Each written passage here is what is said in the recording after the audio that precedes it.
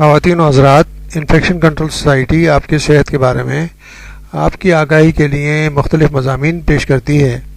ہم کچھ ایکسپرٹ سے بھی آپ کے لیے اس کے بارے میں معلومات فراہم کرتے ہیں۔ آج ہمارے اسٹوڈیو میں مشہد فاطمہ نقوی صاحبہ، جو HEJ میں اسکالر ہیں اور تحقیق کے شعبے سے وابستہ ہیں، موجود ہیں۔ وہ آپ کو امراض قلب کے بارے میں کچھ معلومات دینی چاہیں گی کہ پاکستان میں کیا مسائل ہیں۔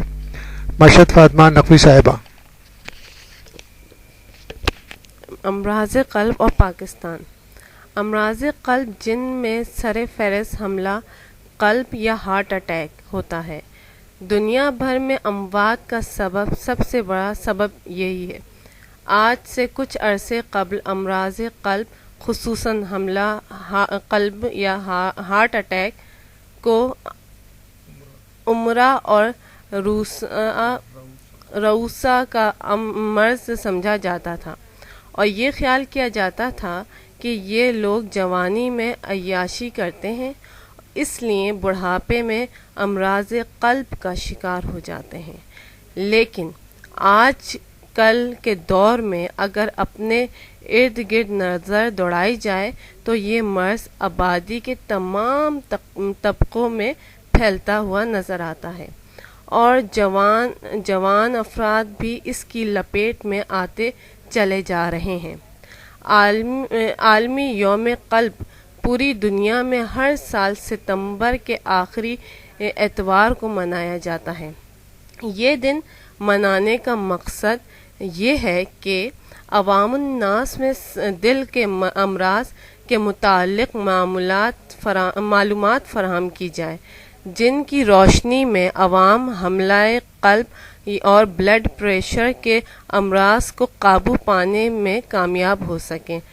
لیکن یہ بھی حقیقت ہے کہ میڈیا میں اتنا سب کچھ ہونے کے باوجود یہ بیماری زور و شور سے بڑھتی چلی جا رہی ہے، اور بالخصوص ترقی پذیر ممالک جیسا کہ پاکستان میں امراض قلب کی شرح بہت سے دوسرے ممالک کے مقابلے میں کئی فیصد زیادہ ہے۔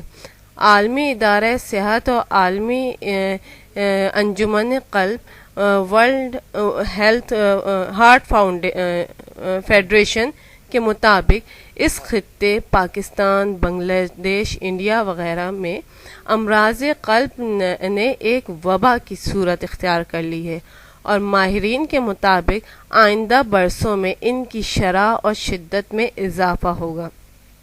پاکستان میں امراض قلب کا ایک اور نہایت افسوسناک اور خطرناک پہلو یہ ہے کہ یہاں پر نسبتاً چھوٹی عمر کے لوگ اس مرض کا شکار ہو رہے ہیں۔ اگر مغربی ممالک کے ساتھ اس شرح کا مقابلہ کیا جائے تو پتہ چلتا ہے کہ پاکستان میں حملہ قلب کی اوسط عمر باقی ممالک سے 10 سال کم ہے۔ ایک طرف تو امراض قلب اس قدر تیزی سے پھیل رہے ہیں اور کم عمر لوگوں کو نشانہ بنا رہے ہیں، تو دوسری طرف ہمارے وسائل ان سے خاطر خواہ طور پر نمٹنے کی اجازت نہیں دیتے۔ یہ بات سب کے علم میں ہے کہ دل کے امراض کا علاج اور آسان نہیں، اور جس طرح کی مشینری اور دیگر لوازمات کا آئے دن اس شعبے میں اضافہ ہوتا جا رہا ہے، ان عوامل سے امراض قلب کا علاج بہت مہنگا ہو گیا ہے۔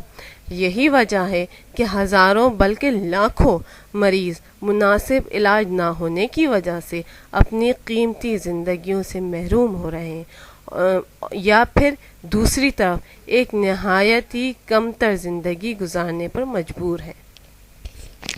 شکریہ جناب محترمہ مشہد فاطمہ، آپ نے پاکستان میں امراض قلب کے بارے میں کچھ معلومات دیں۔